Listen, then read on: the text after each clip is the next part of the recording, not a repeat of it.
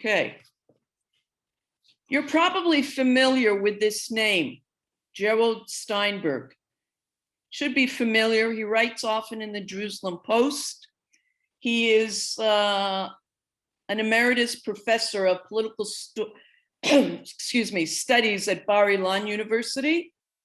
And for our purposes, he's the founder of the graduate program on conflict management and negotiation at Bar-Ilan. And this is what Mr. Steinberg says, Professor Steinberg. The behavioralist Jewish approach to social and interpersonal conflict is based on managing the often harsh reality and curtailing the impact of the inevitable power struggles and other quarrels that are part of any society. Instead, oops, sorry.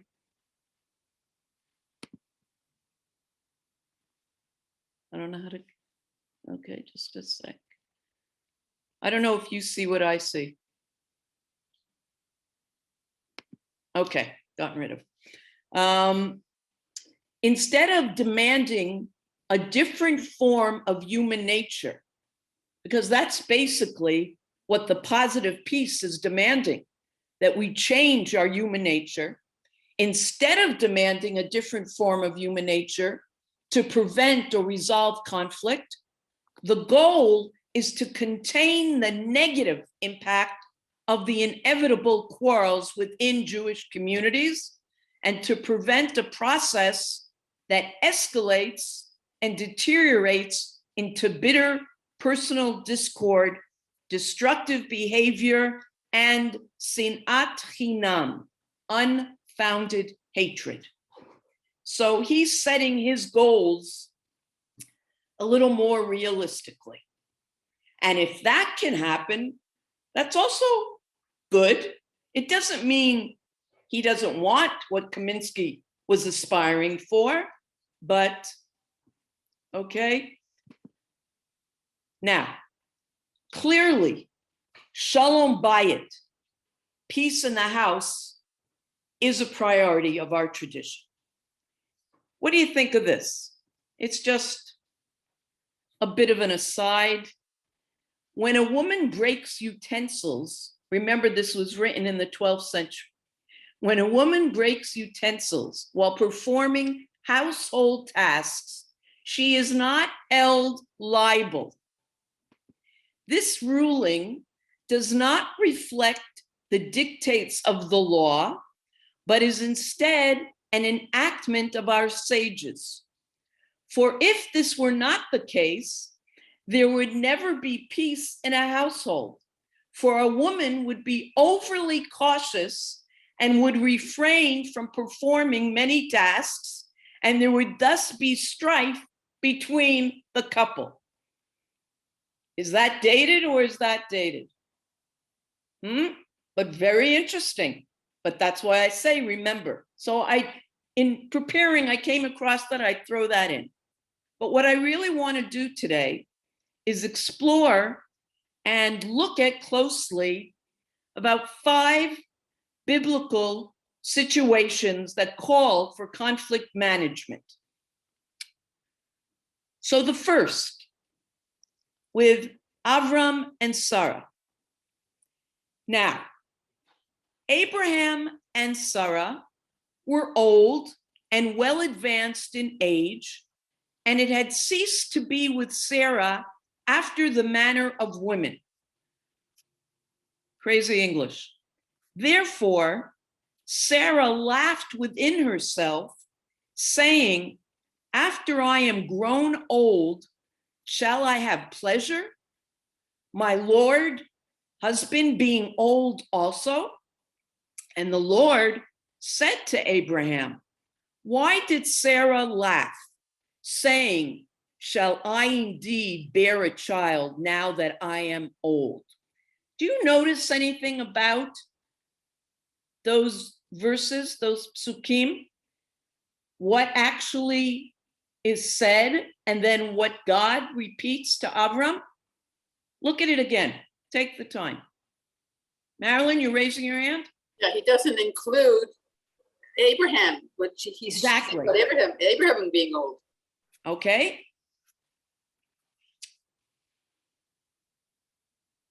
There's a reason for that. Rashi and Rambam are going to say that. Rashi first says, shall I of a surety, is it indeed true that I shall bear, who am old? Scripture altered, says Rashi, her statement in the interests of peace. For actually, she had said, and my Lord is old. And similarly, Ramban Nachmanides says, I being old, this is the explanation of Sarah's words, after I am waxed old, and God's words that Sarah had said, I being old, were true, but for the sake of peace, he did not reveal what she also said, namely, my Lord being old also. For if he were quoting Sarah, he should have said, I and my Lord are old, as Sarah had laughed concerning both of them. Now, these commentators, who are two of our greatest biblical commentators, this is what they used to do. They would read texts very, very closely. And I love that. And notice if there is something different between when somebody says something and when it's repeated, because they assume, and rightly so, that words are not wasted in the Torah, that if there is a difference, that is meant to be significant. And you're looking at this story either as a model for how to behave or how not to behave. And so what do we have here? There's a trade-off of two values. I've used that expression before. When you decide that there are two good values, but at this particular moment, I've got to put into action one of them. And that means putting aside the other one. So, which was the value that God was interested in?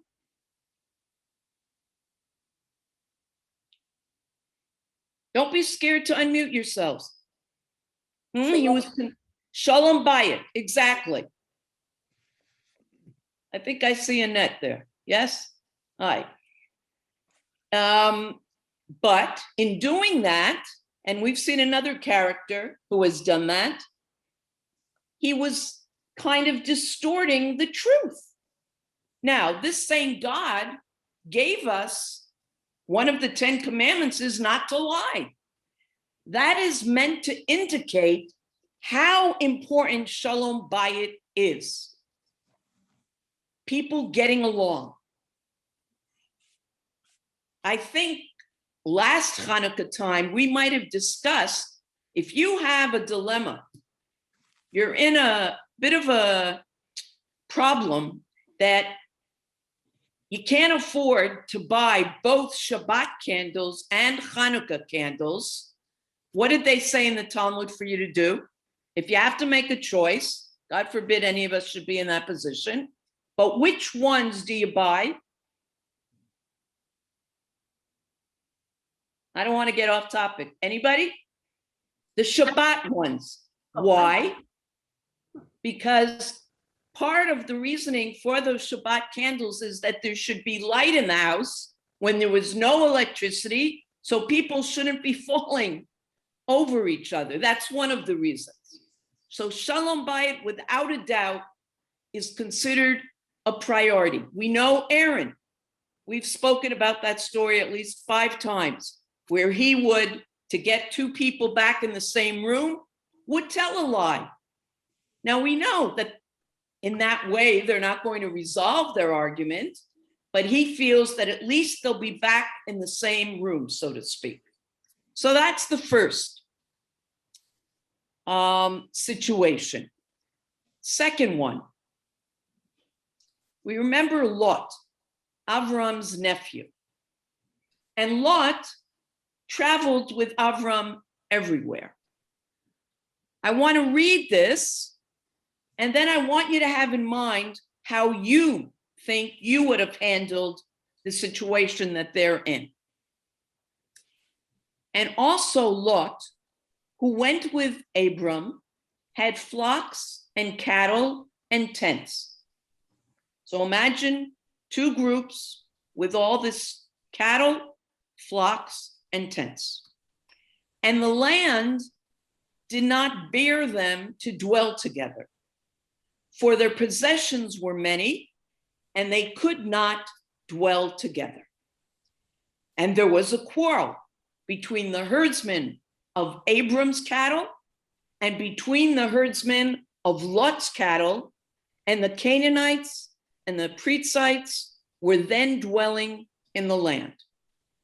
And Abram said to Lot, please, let there be no quarrel between me and between you and between my herdsmen and between your herdsmen, for we are kinsmen. We are family. Is not all the land before you? Please part from me. If you go left, I will go right. And if you go right, I will go left. Now, somebody, what do you think of Avram's solution? Is that how you would have handled that? It's a legitimate problem. What do you think of it?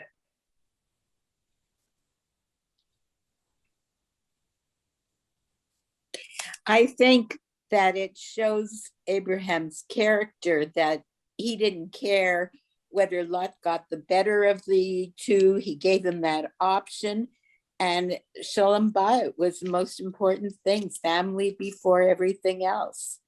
And I think that's a marvelous, we're always looking for positive things to take from all these stories. I think it's wonderful. Thank you, Helen. Anybody else? Everybody agree with the 83-year-old? Oh, you really are rubbing it in. Okay. Now, something very interesting. It's clear Avram didn't say to Lot, come on, let's sit down. Let's have a cup of Turkish coffee in one of our tents. He did not attempt to stop and resolve the fighting between the two sets of families. He didn't. And he didn't fight, as Helen points out, and say, well, I should be the one that gets this land and you get the other. But instead, as Gerald Steinberg pointed out, his main concern is to manage the conflict and not let it escalate. And that's what happens, or should often happen, in families. Now, just as an aside, and Steinberg talks and others, of course, as well, there's a difference between domestic conflict and external conflict. There's more of a sense, and we won't get into this in depth now, that when it's an outside force, and let's say an enemy, that there is going to be more of a need and desire to stand up for the right thing and the principled thing, and that there be justice. And you're not just going to give in, as you would, hopefully, with a family member. Interesting. Bracha, Go ahead, Marlene.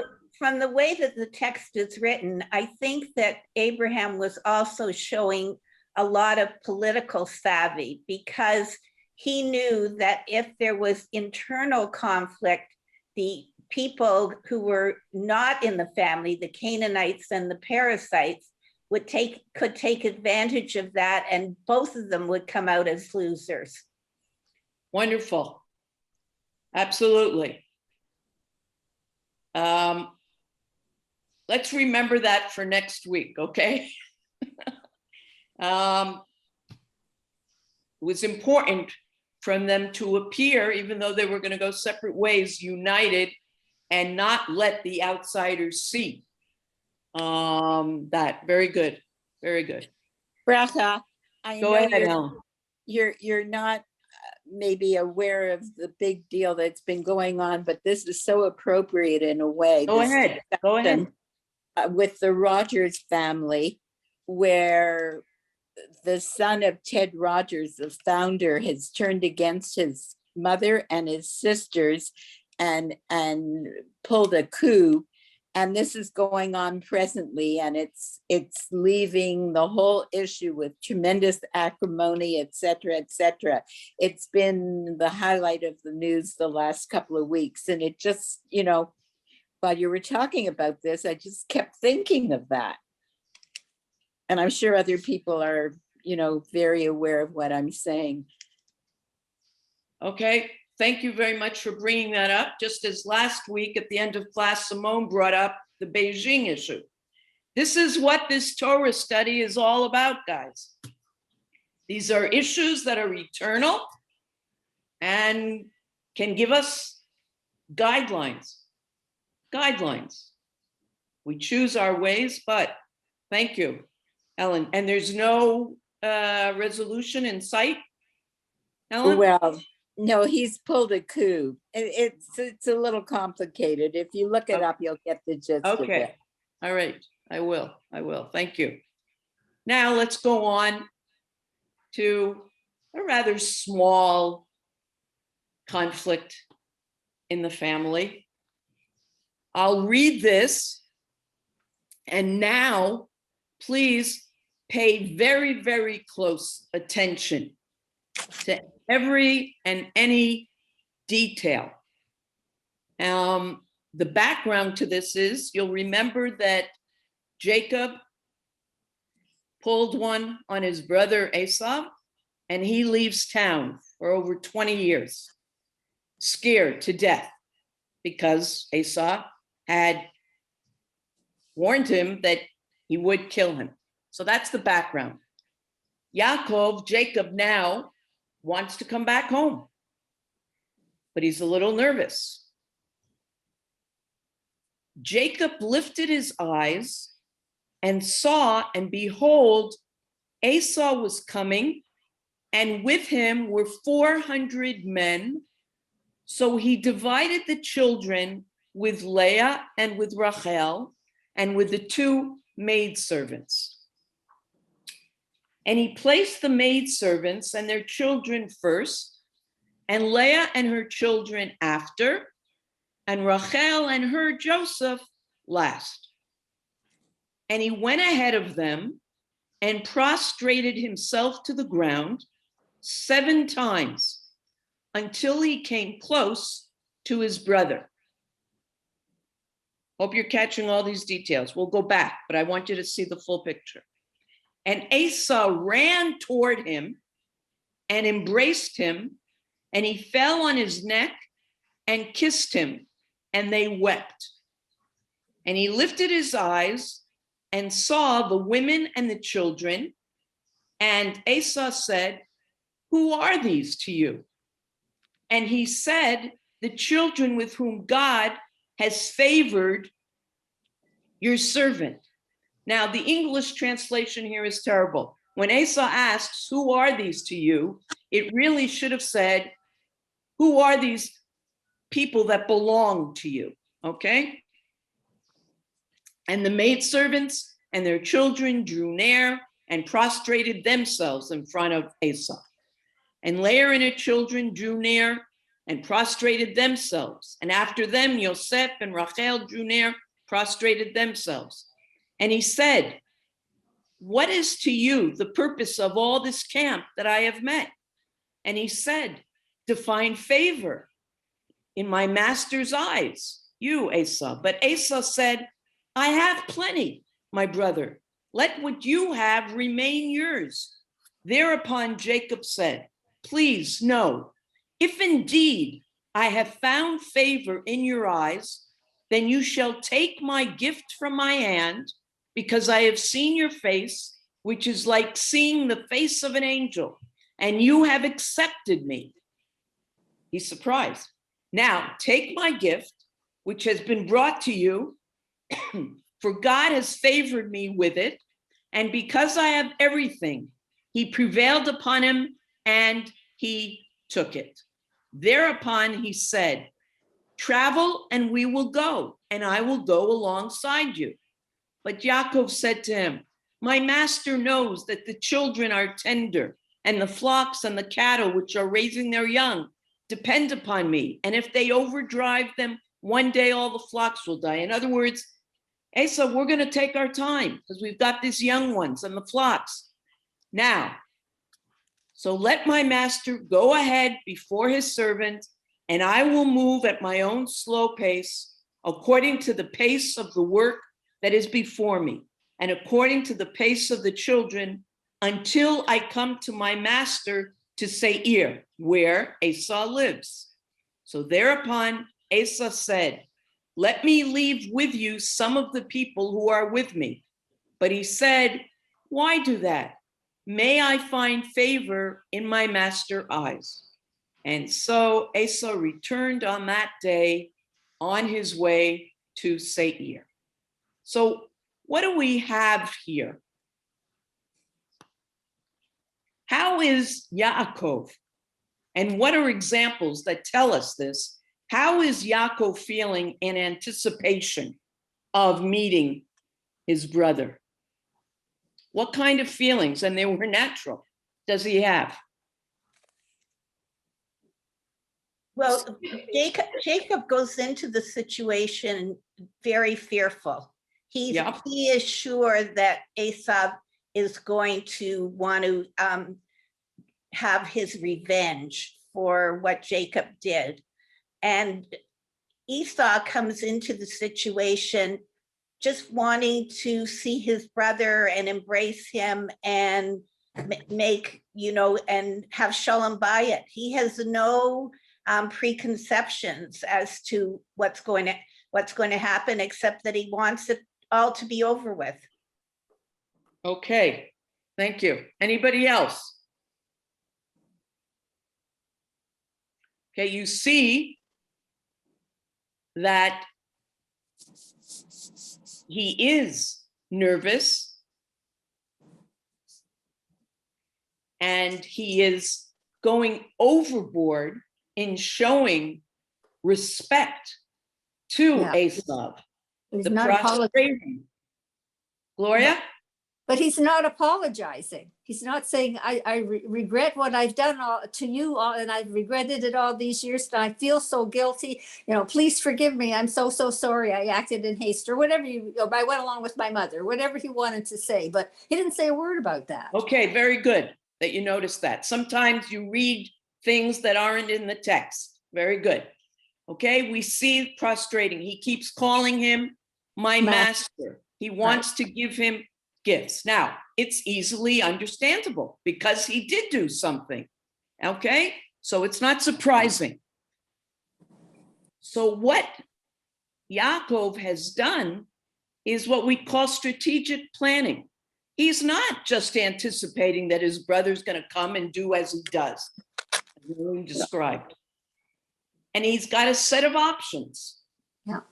He divides them so that maybe some will have some difficulty, the others will be spared that. And then what in fact happens is Esau runs toward him and he hugs him. Now, you see 4. Look over into the Hebrew. Even though it's not that clear, the last line in that same box, parallel to verse 4. And you see a bunch of little dots on top of the word, to the right of the word. Very good, okay? Those dots some commentators feel that that indicates that his kissing was not as sincere as Marlene is suggesting. Others feel that it was. But even if Yaakov is bowing and offering gifts, and even if Esav is kissing, we don't know exactly what their ulterior motives are. Now, you might say I'm being cynical. I'm just being realistic. We're not sure. But what we have created here is something very, very interesting, and we'll continue. Recently, a Dr. Rabbi Daniel Roth, who had been at Pardes Institute for Educators in Jerusalem. Your children, grandchildren have benefited from certain teachers that have gone there and then obligated to come back to your part of the world for a few years. He also, though, is responsible also for conflict management institutions, et cetera, et cetera. And he recently spoke at the president's home while it was still Reuven Rivlin. And he said that we can look at the Torah and glean from it much more if we don't say, oh, he's holy and he's not. But if we try to mediate and say and look, and if the teacher looks through the eyes of, well, there's something about Yaakov, had been not particularly nice, but we consider him the nicer guy. And if we look at Esav as not necessarily the devil, some people, including Shimshon Raphael Hirsch, blame the parents for how Esav turned out. They immediately gave up on him. So he says there's much more to gain when you look at situations like this and don't try to make it simple. But realize, just as life and relationships are complex, so it was with the characters in the Tanakh. And you will gain much more from these stories by doing that. Now, it does appear that when Asa comes and he's asking about all these children, that he's being a doting uncle. Maybe he could have changed what his priorities are, but I pointed out before the poor translation. When Esav says, who are these people that belong to you? And Yaakov answers and said, they're a gift from God. That's meant to indicate a difference in their worldviews. That Jacob really appreciates that he's not the owner, but he appreciates the fact that his kids have come as a gift from God. And Esav still thinks more about ownership and property. But Yaakov is probably in shock if he feels, wow, he's asking me about my family. He isn't pulling a sword on me. Perhaps he is not a murderous demon, but he's not sure. And when Esav suggests accompanying him, that's a little too much for Yaakov.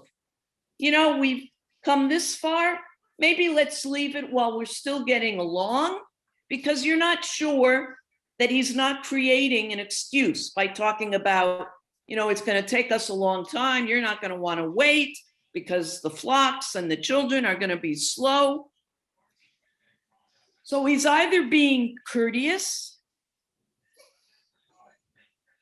when he says at the very end, what does he close with?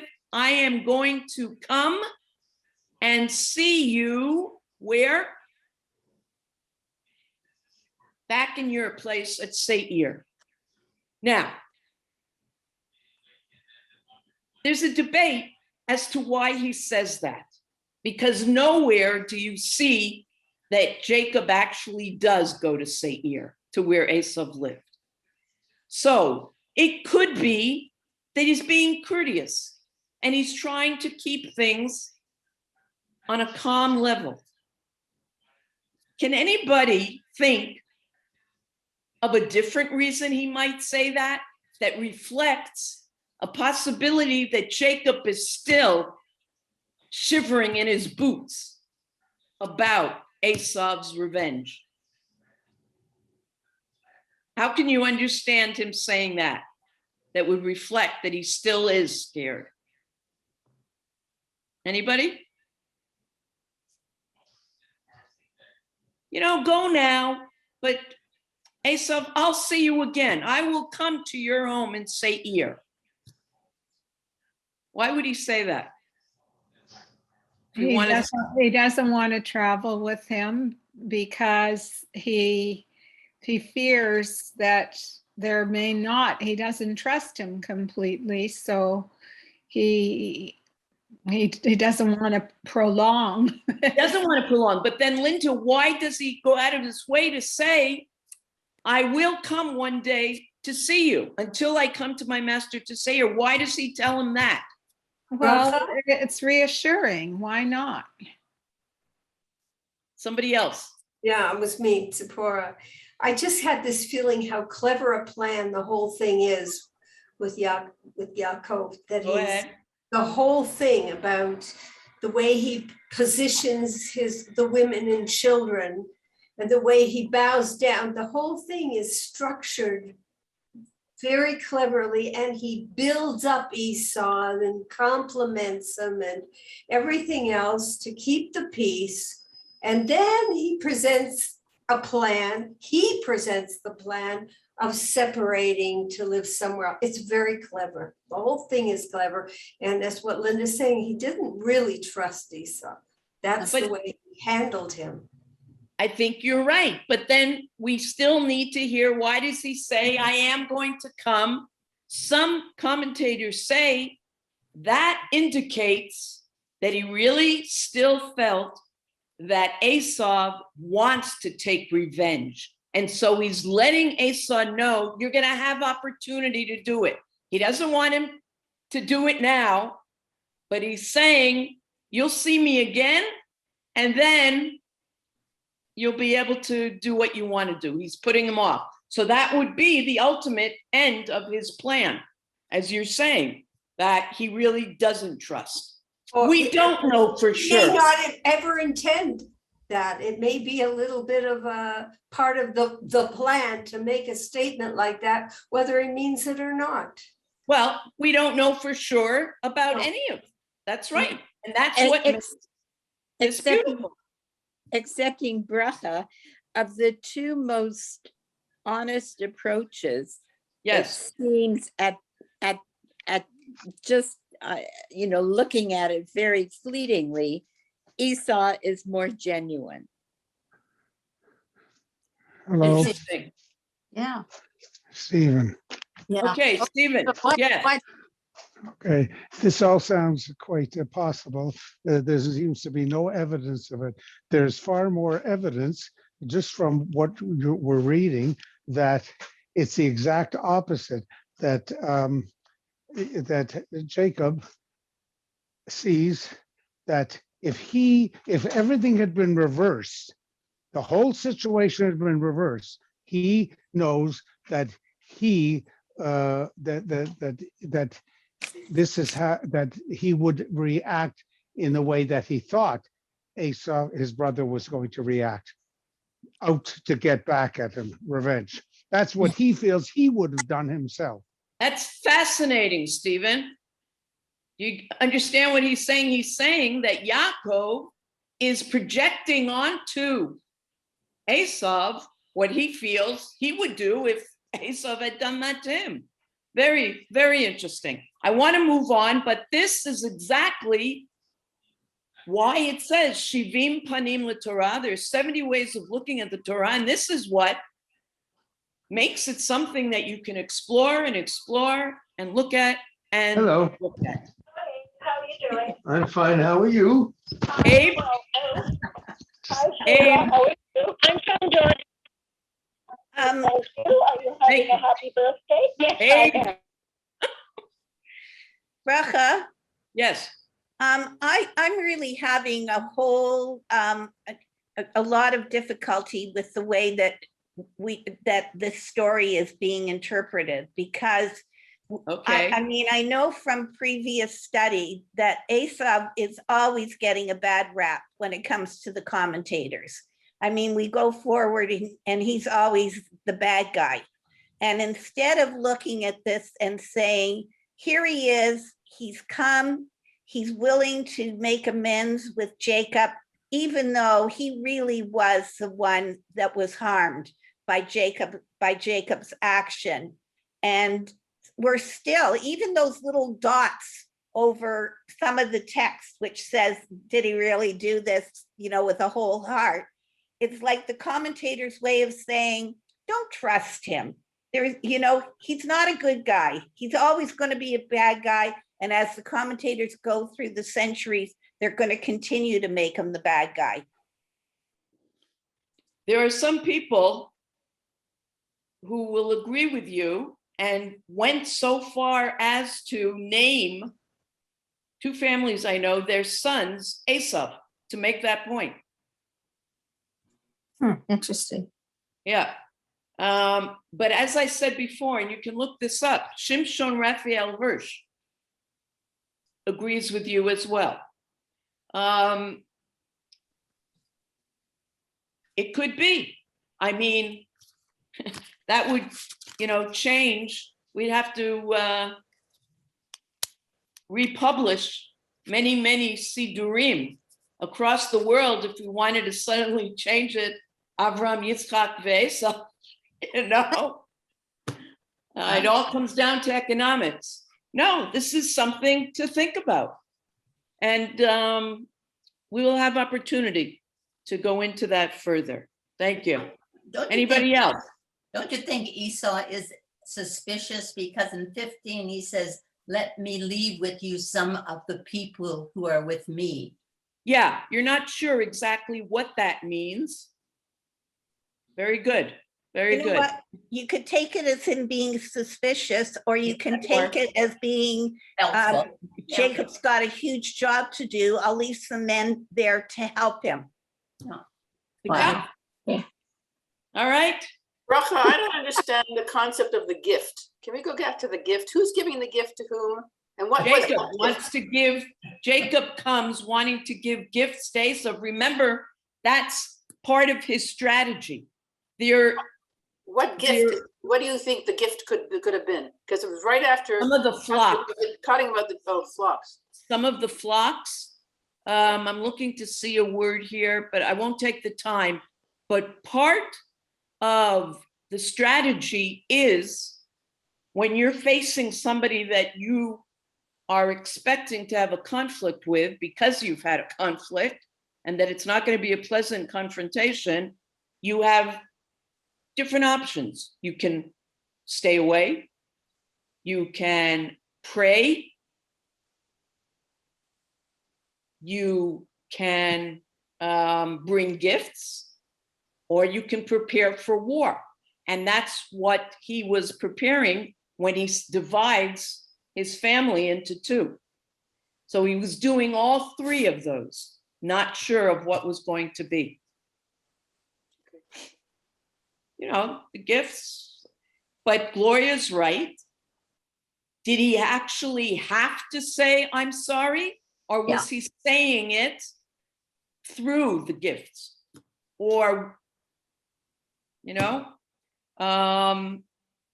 okay. I promise at another time we will get into whether he has to actually apologize and looking at Esav differently. Okay. Let's go on. This is quite a woman, Rabbanit Dr. Michal Tikoshitsky, an Israeli who is a Talmud scholar. And I think it's worth just reading this quickly. Anyone reading this Yaakov Esav story recognizes that there is a deeper meaning beyond the story itself. And since these are questions of national significance, obviously, the dry facts become less important, and the interpretation given to them is truly the point of departure. That is what leads to interpretive diversity, exactly what we've been doing. Is there a way to interpret this story in a positive, optimistic manner? Some would say that this meeting opens the path toward the elimination of the dehumanization of the other. Yes? Allowing for the creation of bridges between differing worldviews. Clearly what we just discussed. Some would say that a successful, sincere, personal interaction is a positive step, but on its own cannot resolve deep conflicts, since it does not erase the differences in fundamental beliefs. You know, if Esau and Yaakov really have different worldviews, this isn't going to change that. I'm sorry. And there are those who would say that by means of personal relationships, we can at least manage to behave in a correct fashion toward those with whom we disagree. But perhaps at some point in the future, the secret of Yaakov's promise of until I come to my Lord in Seir will be fulfilled when the time is right. Optimistic. Now, I'm very proud of myself. Do you see what I did here? Anybody notice?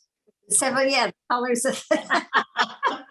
The amazing Okay. Technicolors. So I didn't have creative. anything to do, so I could take the time to do it. So, Joseph and his brothers. We're not going to go through the whole story. We know it.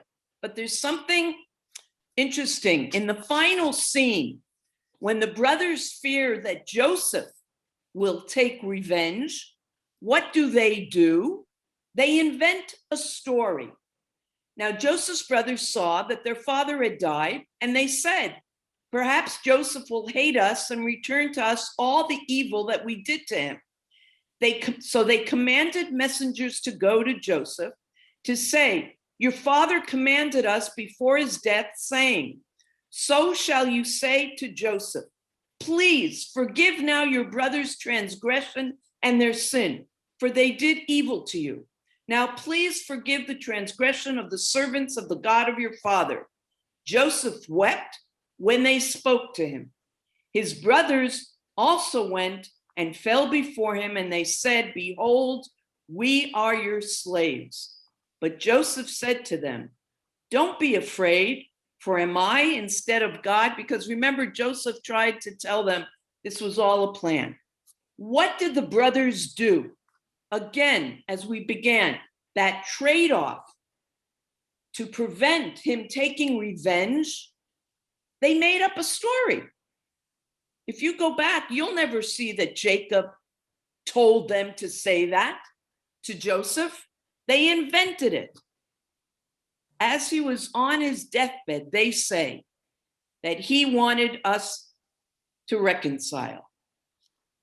This is a case where the rabbis say that the ends justify a distortion of the truth. Okay. One last situation. You're probably familiar with Arei Miklat, cities of refuge. And in the book of Numbers, the Lord spoke to Moshe, saying, speak to the people of Israel and say to them, when you pass over the Jordan into the land of Canaan, then you shall appoint cities to be cities of refuge for you, that the manslayer who kills any person unawares may flee there. Meaning, if somebody kills somebody unintentionally, he should be able to go to a city of refuge while the trial is going on. Why do you think that was the case? If I'm gonna just say what it said in that paragraph. If it's clearly somebody who intentionally wanted to kill somebody, then he should be put to death. But if it's somebody that killed unintentionally, he should be taken to one of these 6 cities of refuge. Why? Anybody? What? Somebody said something. Stephen, do you have an answer? Why was there a need for the city of refuge? To protect him until such time as the judgment. What did he need protection for? You're right, Linda. Protection from whom? Well, if he killed somebody, they would come after him. Who would come after him? The family. The family. The family. And could you blame them? If you No. lose a loved one, you'd be very upset. You'd be very upset. Now, I just have to say, Bracha, I'm sorry, I have to say this, but my daughter Janice's book, The Wayward Moon, begins with just such an occurrence where a Jewish doctor is killed by an Arab, a Muslim there, and the Muslim housekeeper says to the doctor's daughter, "You have to flee because you will never be safe." And she dresses up as a man to travel to Israel. I'm sorry, Linda. Everybody should read this marvelous book. I read it too long ago to have remembered that specific. Wonderful. Yes. Okay. Call Linda, everybody, to find out where you can get I the book. have copies here. Okay, Linda. Okay. All right. So we know 2 things. We are commanded to not take revenge, but we also know that it's a very natural inclination to react this way, to want to avenge the loss of a dear one. So to protect, they create this ir miklat, so he's safe during the trial, or she, and it gives people time to cool off. The immediate objective here, I'm reading, is not to perfect human behavior. That's too high an ideal. By condemning and uprooting the practices of revenge killing in response to accidental death, as this practice is apparently too deeply rooted in human nature and social mores of the time in order to change by fiat.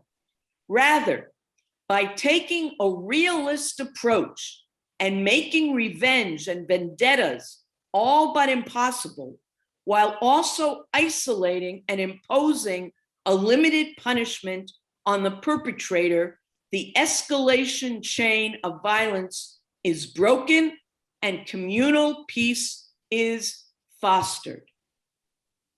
You can't, they're saying, take the time to discuss it and try to calm everybody down and let him get killed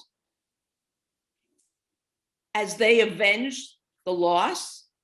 But you've got to be practical. And in the meantime, you sent him to this city of refuge. Could anybody argue with that? And then, of course, if he's found guilty, he's found guilty. Okay. So I thought it appropriate on this day of remembering Kristallnacht that we close with a question that is integral to conflict and reconciliation. Steinberg says, the complexities of forgiveness and reconciliation in the Jewish tradition and the theological and cultural differences in comparison with Christianity were highlighted by Simon Wiesenthal in his book, The Sunflower. While Christians speak of forgiveness, even in extreme cases such as the Holocaust, Wiesenthal vividly portrays the difficulties for Jewish victims of Nazi atrocities to contemplate this measure. I think Brenda a few weeks ago asked, can you forgive? And it was something extreme. So here he's saying, no. Again, portrays the difficulties for Jewish victims of Nazi atrocities to contemplate this measure. For many of Wiesenthal's Jewish correspondents, forgiveness for these crimes would be immoral.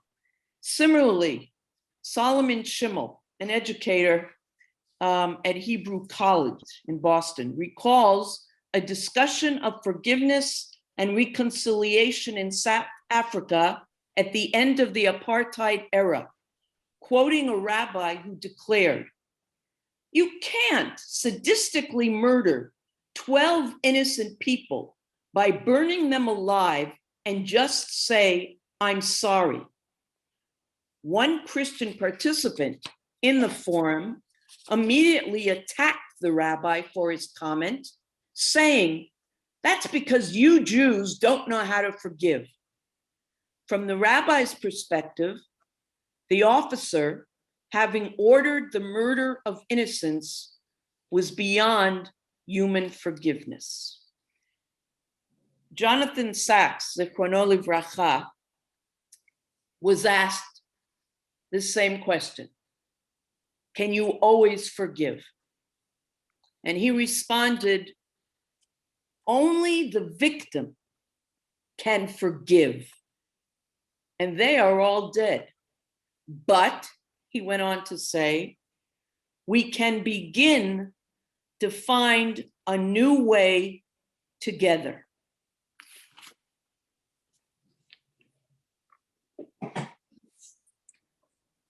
What do you think of that?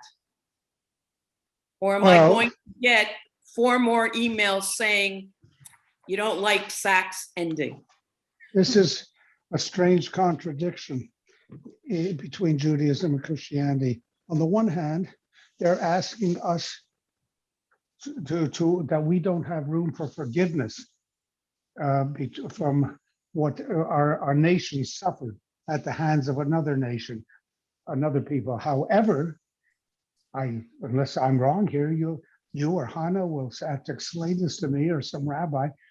Yet their dogma is that their teaching, their way of life is that an individual can only seek for forgiveness from their sins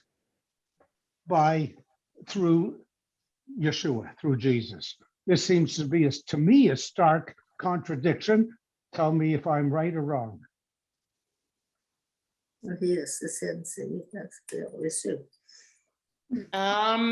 I don't want to tell you whether you're right or wrong. I would prefer to answer it next week. Answer it next week together with the 2 other points that I said I was going to refer to. Okay, I don't want to end on discussing the difference between. You'll bear with me, Stephen. Okay, I wanted to end on that because it is Kristallnacht still in your part of the world. I am going to try. If it doesn't work, it doesn't work, but I think it should. Share my screen again for just, I think, 2.5 minutes. 2 weeks ago, our fellow classmate, dear friend Bev Birkin, shared this with me, and it's very appropriate, especially to be seen now. Okay.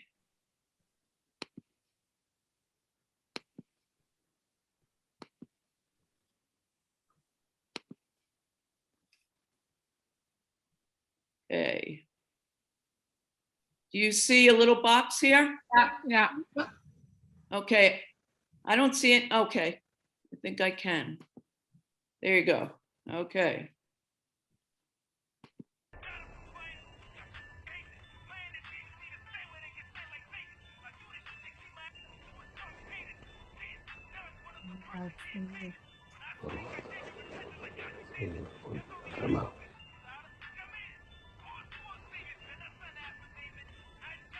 אחי, אתה רוצה?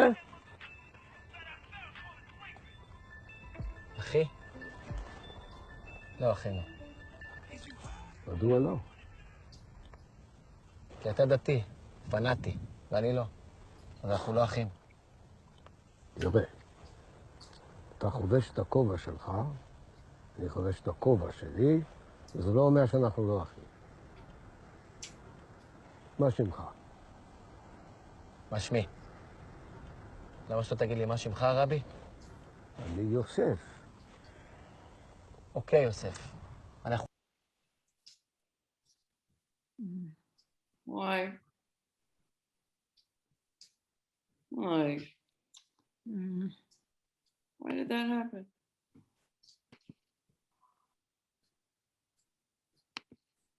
Can you send us the link if we can't get it, Bracha? Yeah, just Oh. What is he calling him? Brother. That He's finding it. no.